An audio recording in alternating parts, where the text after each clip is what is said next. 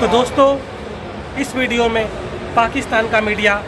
भारत में उठे हिजाब विवाद पे अपना रिएक्शन दे रहा है और भारत को बहुत ही ज़्यादा कोस रहा है कि भारत में मुसलमान सुरक्षित नहीं है, अपना रिएक्शन दे रहा है। चलिए इस वीडियो को शुरू करते हैं। Thank you so much. 15 मार्च यौम शहादत मोहम्मद शहाबुद्दीन गौरी है। ये वो अजीम लीडर हैं जिन्होंने पृथ्वीराज चौहान को शिकस्त देकर हिंदुस्तान में मुसलमानों के मुस्तकबिल का फैसला कर दिया और मकामी हिंदू राजाओं की कमर तोड़कर मुसलमानों की हुक्मरानी की राह हमवार की। मुसलमानों ने इस खित्ते में बड़े नशेबो फराज देखे, लेकिन जब अंग्रेज़ यहाँ काबिज़ हुआ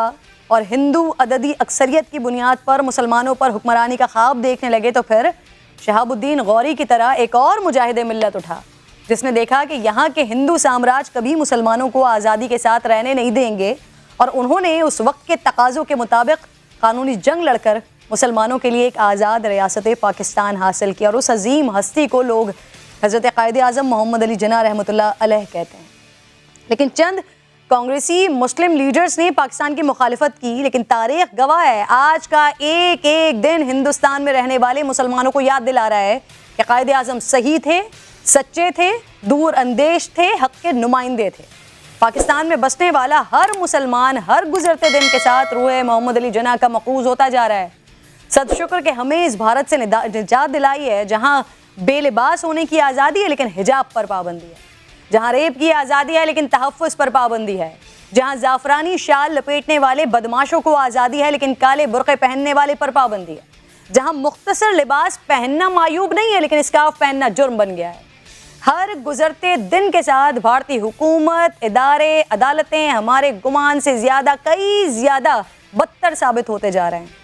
आज कर्नाटका हाई कोर्ट ने हिजाब पर पाबंदी का फैसला बरकरार रखा है, और न सिर्फ पाबंदी बरकरार रखी है बल्कि 3 तासुबज़दा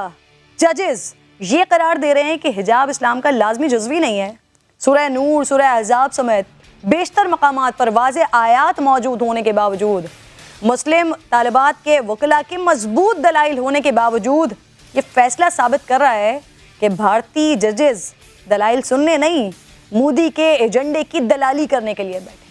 जहां निज़ाम इंसाफ एक बार फिर 20% से ज़ायद मुसलमान अक़लियत को तहफ़्फ़ुज़ देने में नाकाम हो गया है। हिजाब इस्लाम का लाजमी हिस्सा नहीं, कल अदालत कहेगी कि टोपी इस्लाम का लाजमी जुज़्व नहीं है, फिर दाढ़ी पर भी कोई फ़ैसला आ जाएगा। भारत मुसलमानों के लिए ज़िंदान तो था ही, अब उसके नाम नेहाद सेकुलरिज्म का कब्रिस्तान भी बन चुका है। अल्लामा ताहिर अशरफी साहब साथ मौजूद हैं। अल्लामा साहब, भारत के उलमाए कराम से, बरेली शरीफ या दारुल उलूम देवबंद के काबरीन से आपका कोई राब्ता हुआ है? क्या लाए अमल होगा उनका, क्या चाराजोई की जाएगी इस फैसले के खिलाफ? भारत ही नहीं, पूरी दुनिया के अंदर इस फैसले की मजम्मत की जा रही है, और पाकिस्तान उलमा कौंसिल ने भी, और जो मजलिस इस्लामी अल आलमी है, इस्लामिक वर्ल्ड इस्लामिक काउंसिल, उसने भी इसकी मजम्मत भी की है। और जो वहाँ पर लोकल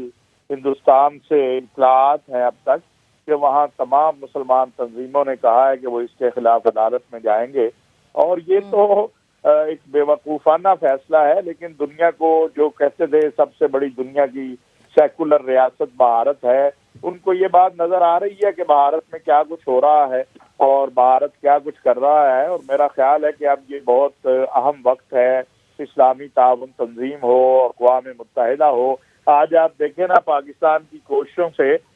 इस वक्त अक़वाम मुत्तहिदा के अंदर इस्लामोफोबिया के ऊपर जो है वो एक करारदाद आ रही है कि हर साल 15 मार्च को इस हवाले से जो है वो दिन मनाया जाए। और ये सारी चीजें हैं, तो ये जो कुछ हिंदुस्तान कर रहा है ये कोई दुनिया से मख्फी नहीं है, और इसके ऊपर पूरी दुनिया आवाज बुलंद कर रही है। इस्लामी दुनिया में इस पर बहुत ज्यादा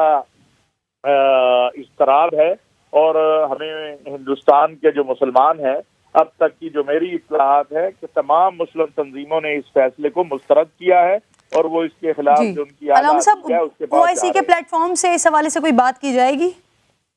बिल्कुल, इंशाअल्लाह आपको मैं बता दूं कि OIC का 48वां जो वज़राए खारजा का इजलास है वो 22 मार्च को इंशाअल्लाह इस्लामाबाद में हो रहा है। 19 से लेकर 24 मार्च तक जो है OIC और मुस्लिम दुनिया के कायदीन जो है वो पाकिस्तान में होंगे, और हिजाब के हवाले से, इस्लामोफोबिया के हवाले से, तौहीन नामूस रिसालत के हवाले से, कश्मीर, फलस्तीन اس حوالے سے آج سے الحمدللہ بھرپور جو اس اجلاس کے حوالے سے تیاریاں ہیں وہ مکمل ہو گئی ہیں، اور اس کو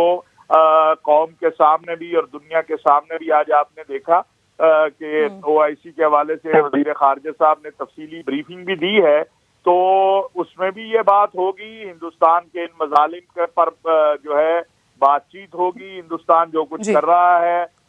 اس حوالے سے بھی بات ہوگی، مظلوم کشمیریوں اور فلسطینیوں کی بھی بات ہوگی، اور حجاب پر بھی بات ہوگی۔ اور ایک جانب تو 15 مارچ کو اب ہم نے دیکھا کہ اسلامو فوبیا کے تدارک کے لیے یہ دن منایا جائے گا، لیکن دوسری جانب پڑوسی ملک بھارت میں اسلامو فوبیا بڑھتا ہی چلا جا رہا ہے۔ جس طرح سے مسلمانوں کے رائٹس کو غصب کرنے کی کوشش کی جا رہی ہے، وائلیٹ کرنے کی کوشش کی جا رہی ہے، وہ سب کے سامنے ہے، لیکن اس پر خاموشی برقرار ہے، وہ چاہے یورپ ہو، امریکہ ہو یا اقوام متحدہ ہو، ان کی جانب سے کوئی اس پر نوٹس یا خاطر خواہ اقدامات نہیں لیے گئے۔ ہم نے دیکھا کہ کرناٹک میں، ریاست کرناٹک میں یہ ہوا کہ مسلم طالبات پر حجاب پہننے کی پابندی لگا دی گئی، جس کو چیلنج کیا گیا وہاں کی ہائی کورٹ میں، لیکن اس ہائی کورٹ نے بھی اس فیصلے کو برقرار رکھا، یعنی پابندی کو برقرار رکھا، اور یہ متنازع فیصلہ جو سامنے آیا اس میں یہ کہا گیا کہ حجاب پہننا خواتین کے لیے لازمی نہیں ہے۔ یہ بیسیکلی مذہب کا حوالہ اس میں دیا گیا، اور جو چیف جسٹس تھے اوستھی صاحب، ان کا یہ موقف تھا کہ بھائی یہ اسلام میں کوئی فرض نہیں ہے کہ اس طرح سے یہ لباس کا حصہ اس طرح سے نہیں ہے حجاب، تو لہٰذا اس کو ہٹا دیتے ہیں۔ لیکن مسئلہ وہی ہے کہ وہاں پر جو آواز اٹھائی جا رہی ہے وہ یہ ہے بھیا کہ یہ معاملہ مذہبی آزادی سے متعلق نہیں ہے، یہ شخصی آزادی سے متعلق ہے، یہ سول رائٹس سے متعلق ہے۔ آپ مذہب کو ایک سائڈ پہ رکھیں، آپ ان کو ہندوستان کا شہری سمجھیں اور بتائیں کہ سول رائٹس میں اگر کوئی حجاب پہنتا ہے یا کوئی سر پہ ٹوپی پہنتا ہے یا کوئی بھی اسکارف لیتا ہے تو اس سے کہاں کسی کے جو گائیڈ لائنز ہیں لباس سے متعلق وہ وائلیٹ ہو رہی ہیں۔ اب ایک اور چیز یہ ہے کہ اب اس کا یہ ہوگا کہ جس طرح سے ہائی کورٹ کا فیصلہ جو آ جاتا ہے تو وہ پھر پریسیڈنٹس بن جاتے ہیں، پریسیڈنٹ اس طرح سے بن جاتے ہیں کہ اب دوسری ریاستیں جو انتہا پسند، یہاں پر BJP کی حکومت ہے، دوسری ریاستیں بھی اس فیصلے کو نظیر بناتے ہوئے کہتے ہیں کہ جی اس ہائی کورٹ کا فیصلہ ہے، ہم بھی یہی چیز کرنے جا رہے ہیں، کون روکے گا؟ بالکل، لیکن جہاں پر آپ سول رائٹس کی بات کریں وہاں پر جو سول رائٹس کی تنظیمیں ہیں، انسانی حقوق کی تنظیمیں جو بھارت کی ہیں،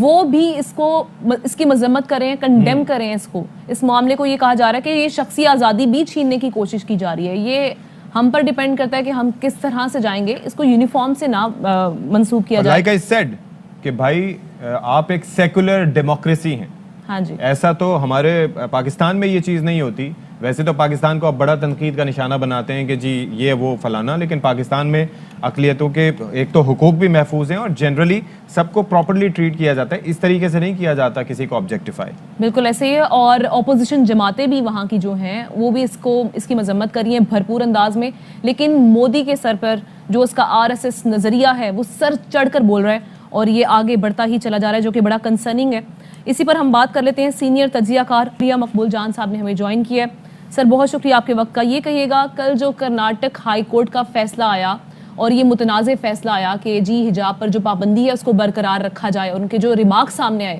اس پر آپ کیا کامنٹ کریں گے؟